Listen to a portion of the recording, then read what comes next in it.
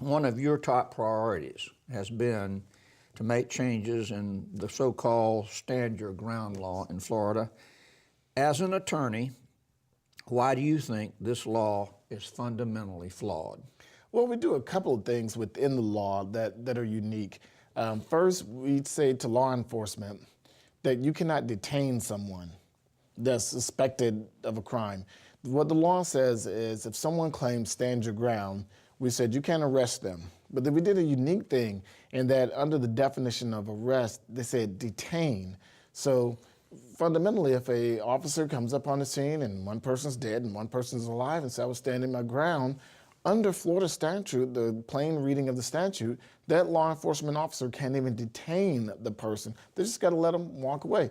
I mean, can't set them in the car while they check footage or something like that. So, I mean, that's a fundamental flaw within the law. You're saying that if a person tells an officer, or somebody lying there, I was simply acting in self-defense, Yes. Under that law, the officer has no choice but not to detain him. Is that what you're saying? The law says, Florida statute says you can't arrest.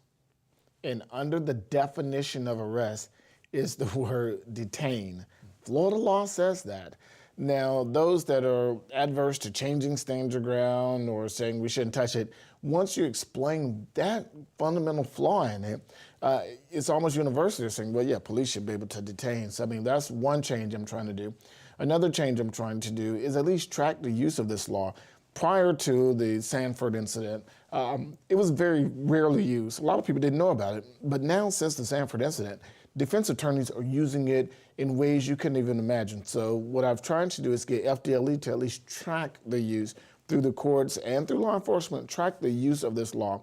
It's being used in drug cases, whereas if a fight breaks out and the officer arrests someone, and subsequent to arresting them, they find drugs in the car or something, the person said, well, you know what, I was standing my ground. And under stand your ground, you can't even arrest me or detain me. So those drugs you found have to be excluded. It's being used in schoolyard fights. Is it being successfully used? Yes. Maybe used, but... It's being successfully used. In courthouse today, as we speak, there's someone in a courthouse in Florida using a stand your ground hearing to exclude something or do something that wasn't the real intent of the legislature. So what I've asked in the legislation that I filed, Senate Bill 136, is to track the use for at least 2 years, so then we can go back and see how the law is being perverted and go ahead and make changes as necessary.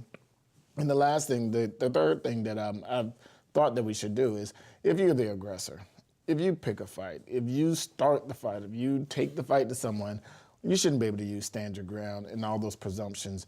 Just use a strict self-defense. Not saying if you start a fight, you can't defend yourself, but at least with a strict self-defense, then you have a jury look and see whether your actions were reasonable under the circumstances. You don't bypass the court and everything. That's only if you're the aggressor. If you are leaving the FSU game and a Gator fan gets in your face or something like that, you shouldn't be able to use stand your ground when you started the fight.